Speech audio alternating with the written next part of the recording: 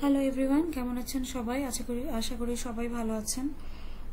Last ল্যাবে আমরা দেখেছিলাম হচ্ছে লুপ, ফর লুপ দেখেছি, ওয়াইল লুপ দেখেছি, ডু ওয়াইল লুপ দেখেছি, নেস্টেড ফর লুপ দেখেছি। তো আমরা আজকে বেসিক্যালি দেখবো হচ্ছে ফাংশন।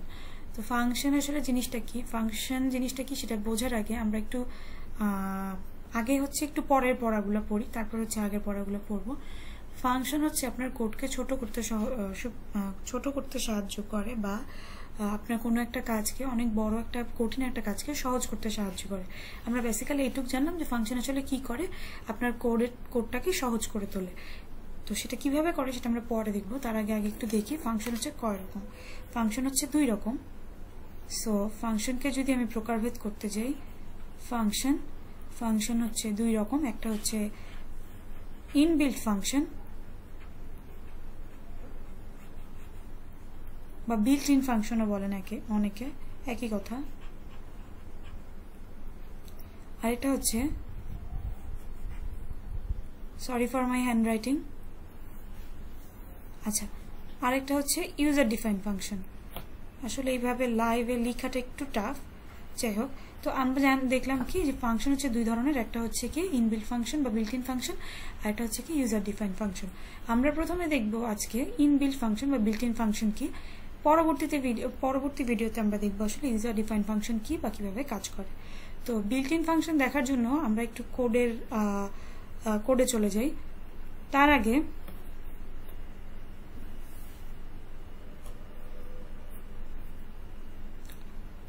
আমরা একটু বিল্ট ইন ফাংশন নিয়ে একটু জেনে নেই।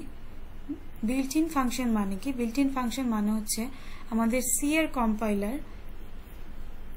সি কোড আমরা যেখানে করি, কোড ব্লকস এর কম্পাইলার বা সি এর কম্পাইলার আমাদেরকে কি করে, কিছু বিল্ট ইন ফাংশন ইউজ করার সুবিধা দেয়। অনেক ধরনের বিল্ট ইন ফাংশন আছে, তার মধ্যে আজকে আমরা যে দুটো দেখবো, একটা হচ্ছে math.h,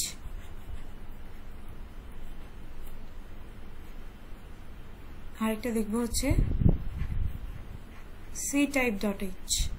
math.h নামটা শুনেই বুঝতে পারছি যে ম্যাথমেটিক্যাল অপারেশনের জন্য এই ফাংশনগুলি ইউজ হবে, এবং ctype.h এর জন্য h ফাংশনটা ইউজ হবে হচ্ছে কি ক্যারেক্টার টাইপের অপারেশনের জন্য। So basically built in function যেটা আমি বলছিলাম, যে আমাদের সি এর কম্পাইলারের লাইব্রেরি আমাদেরকে কিছু ফাংশন দেয়, যে ফাংশনগুলো ইউজ করে আমরা কিছু কোড সহজভাবে করে ফেলতে পারি। আমরা যদি কিছু এক্সাম্পল দেখি তাহলে আমার মনে হয় আমাদের এই জিনিসটা একটু ক্লিয়ার হবে। সো আমি কোড ব্লকস ওপেন করছি।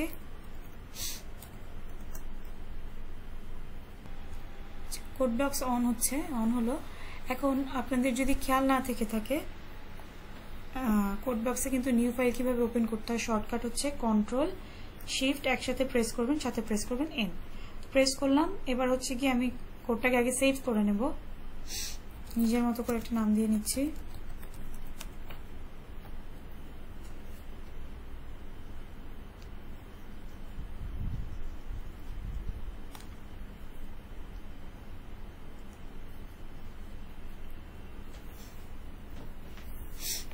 নিজের মতো করে একটা নাম দিয়ে নিয়েছি। এবার হচ্ছে গিয়ে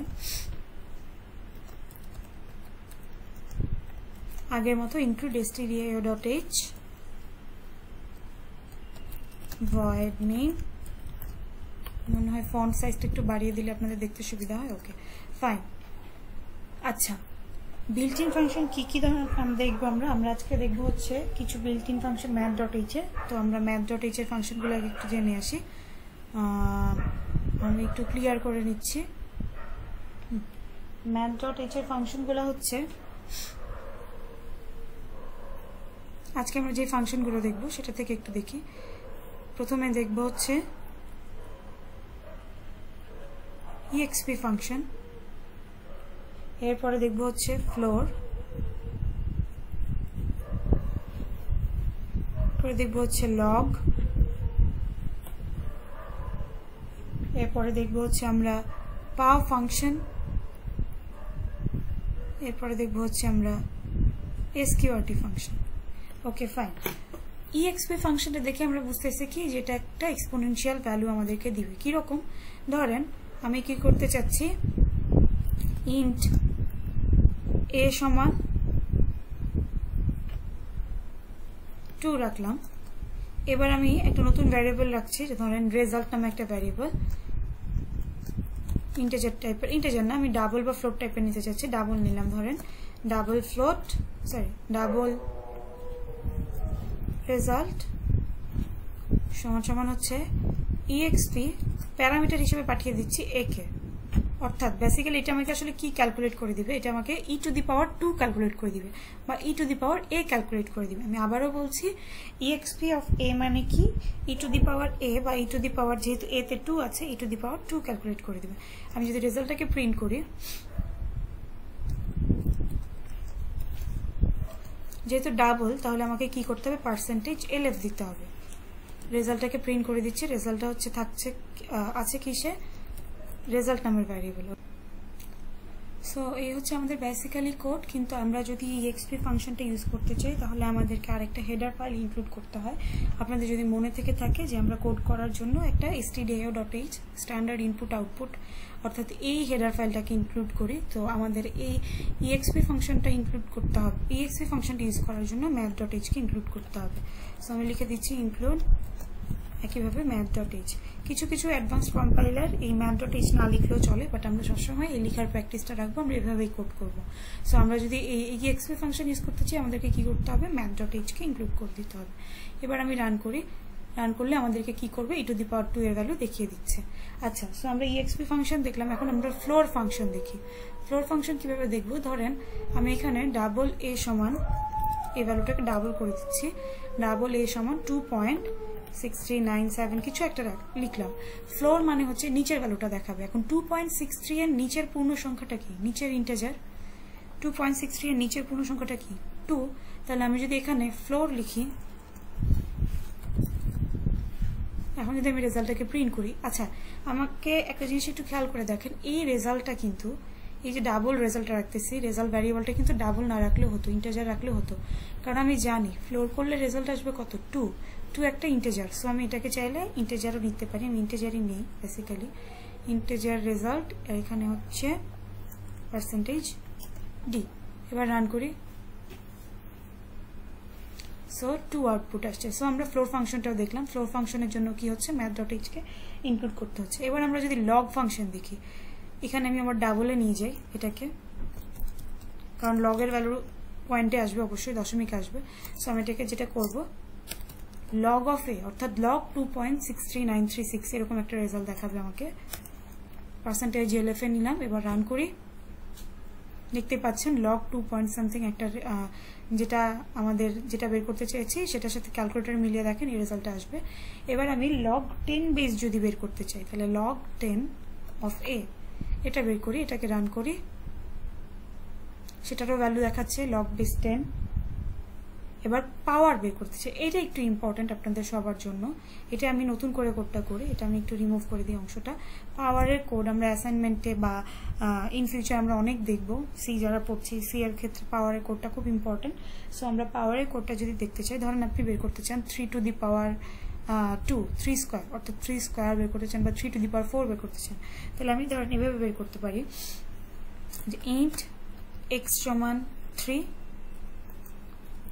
int y সমান 2, রেজাল্টে রাখবো আমি। তো রেজাল্টটাকে আমি কি করছি, একটা পূর্ণ সংখ্যা নিলাম, int result equal to paw x, y, অর্থাৎ যদি আমরা খেয়াল করি কি করবে, পাওয়ার x, y মানে হচ্ছে x আছে 3, y আছে 2, তার মানে 3⁻² বের করে দিবে। প্রথম সংখ্যাটা হবে বেস, পরের সংখ্যাটা হবে পাওয়ার। আবার বলছি, xটা হবে বেস মানে সংখ্যাটা, বেস না বেসিক্যালি সংখ্যাটা, এবং ওয়াইটা হবে হচ্ছে পাওয়ার, তার মানে 3⁻² বের করে দিবে। তাহলে আমি এখন রেজাল্টটাকে প্রিন্ট করে দিই,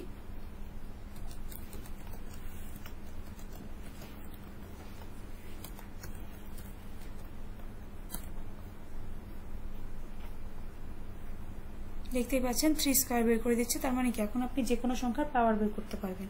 এটার জন্য আপনাকে 3কে 2 বার গুণ করতে হবে না, বা 3⁴ যদি আপনাকে বের করতে বলি 3কে 4 বার গুণ করতে হবে না, আপনি জাস্ট 3⁴ অর্থাৎ পাও ফাংশনটা ইউজ করে ক্যালকুলেট করে ফেলতে পারবেন। এখন আমরা দেখব স্কোয়ার রুট বের করার ফাংশন, সেই ফাংশনটার নাম হচ্ছে sqrt। মনে করেন আমি 81 এর স্কোয়ার রুট বের করতে চাচ্ছি, 81 পয়েন্ট সামথিং, আচ্ছা 81ই ধরি, ধরেন ডাবল একটা ভ্যারিয়েবল নিয়ে নিচ্ছে, ডাবল এর সমান হচ্ছে 81, যেহেতু স্কোয়ার রুট, যে কোনো কিছু স্কোয়ার রুট দশমিকে আসতে পারে, সো আমরা ডাবল নিব। তো ডাবল এ সমান 81। এবার আমি যেটা করব সেটা হচ্ছে রেজাল্ট আবার নিচ্ছি, ভ্যারিয়েবল ডাবল রেজাল্ট সমান হচ্ছে এসকিউআরটি, ফাংশনটার নাম হচ্ছে এসকিউআরটি, যেটা কি করবে আমাকে স্কোয়ার রুট বের করে দিবে, এসকিউআরটি অফ এ। এবার আমি এটাকে প্রিন্ট করে দিই, প্রিন্টে এবার একটু অন্যরকম করে প্রিন্ট করি, the root is percentage LF, LF এ কে প্রিন্ট হবে, এলএফ এ হচ্ছে রেজাল্ট প্রিন্ট হবে। সো বেসিক্যালি আমি এটাকে যদি রান করি, এই যে দেখতেই পাচ্ছেন 81 এর রুট কত 9, ধরুন আমি 81 এর জায়গায় 85 দিই, তাহলে এবার রান করি, অবশ্যই এখন আমার রেজাল্টটা কি আসবে, একটা ডাবলে ভ্যালু আসবে, এই যে আপনাকে ভ্যালুটা রিটার্ন করে দিচ্ছে, দেখিয়ে দিচ্ছে। সো আমি বেসিক্যালি এখন থেকে যদি কোনো কিছু স্কোয়ার রুট বের করতে হয় সেটাও পারবো, পাওয়ার বের করতে হয় সেটাও পারবো। সো এইটুকু আমরা দেখে ফেলেছি, এখন আমরা সি টাইপ ডট এইচ দিয়ে কোনো একটা কিছু দেখি। তার মানে কি, এখন আর আমাকে ক্যারেক্টার নিয়ে কাজ করবো যখন, তখন হচ্ছে C type dot H, mathematical কোনো অপারেশন না, ক্যারেক্টার নিয়ে অপারেশন বা ক্যারেক্টার নিয়ে কাজ করবো। সো আমি ইনক্লুড করে দিচ্ছি ফার্স্টেই সি টাইপ ডট এইচ। প্রথমে হচ্ছে আমি একটা ক্যারেক্টার ভ্যালু নিয়ে নিচ্ছি। ক্যারেক্টার কিভাবে নিতে হয় যদি মনে না থাকে, খেয়াল করে দেখেন, ক্যারেক্টার CHAR ক্যার, ইন্টিজার টাইপের জন্য ইন্ট লিখেছি, ক্যারেক্টার টাইপের জন্য ক্যার লিখতে হয়। তো ক্যার সি সমান, ধরুন আমি একটা ছোট হাতে লিখছি ক্যাপিটাল টি। এখন আমি চেক করব যে এটা ছোট হাতের কিনা। তো এটা ছোট হাতের জন্য কি করতে হবে দেখেন, ধরেন একটা প্রিন্টএফ দিচ্ছি, printf the answer is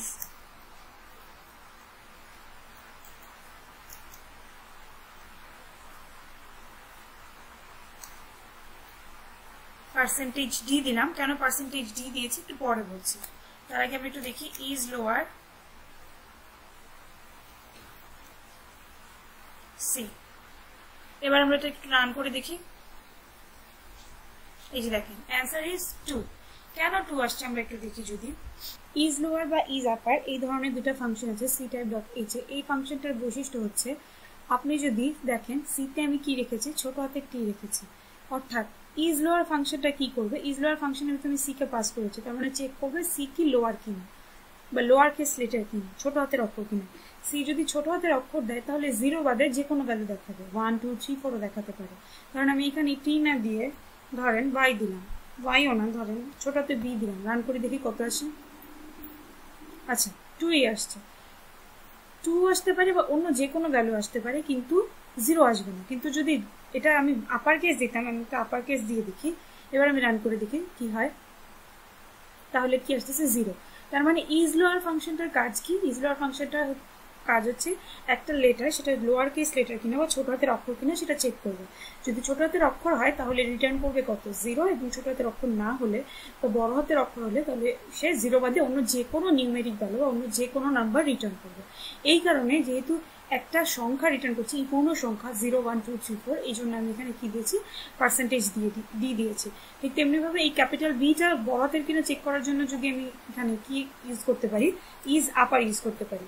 is আপারের কাজও কি, ইজ আপারের কাজ হচ্ছে যদি বড় হাতের অক্ষর হয় তাহলে 0 বাদে অন্য কোনো যে কোনো ভ্যালু দিবে, এবং যদি ছোট হাতের অক্ষর হয় তাহলে কি দিবে, 0 দিবে, 0 আউটপুট দিবে। আচ্ছা ছোট হাতের বি দিয়ে এবার রান করি, দেখেন যে যেহেতু বড় হাতের অক্ষর না এই কারণে 0 রিটার্ন করছে। তো বেসিক্যালি এই ছিল আমাদের বিল্ট ইন ফাংশন। আমরা বিল্ট ইন ফাংশন আরো অনেক আছে সিতে, সি লাইব্রেরি ফাংশন অনেকগুলো আছে, আমরা বেসিক্যালি আর বেশি কিছু দেখবো না, আমাদের এইটুকুই মিনিমাম দরকার। সো আমরা এইটুকুই মিনিমাম শিখে রাখলাম।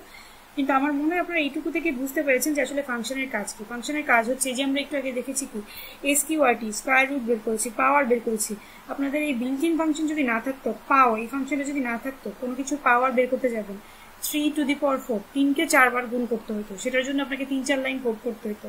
সেই কোডটা আপনাকে আর করতে হচ্ছে না, সেই কোডটা আপনি ইজিলি ফাংশনের মধ্য দিয়ে করে ফেলতে পারতেছেন, জাস্ট একবার ফাংশনটাকে কল করে, একবার ফাংশনটাকে ইউজ করে। সো এটাই হচ্ছে বিল্ট ইন ফাংশনের সুবিধা। নেক্সট ভিডিওতে আমরা দেখবো ইউজার ডিফাইন ফাংশন কিভাবে কাজ করে এবং ফাংশন বেসিক্যালি আসলে কি, অ্যাকচুয়ালি কি, সেটা আমরা নেক্সট ভিডিওতে দেখবো। সো আপাতত এতটুকু এই ভিডিওতে। সবাইকে থ্যাংক ইউ।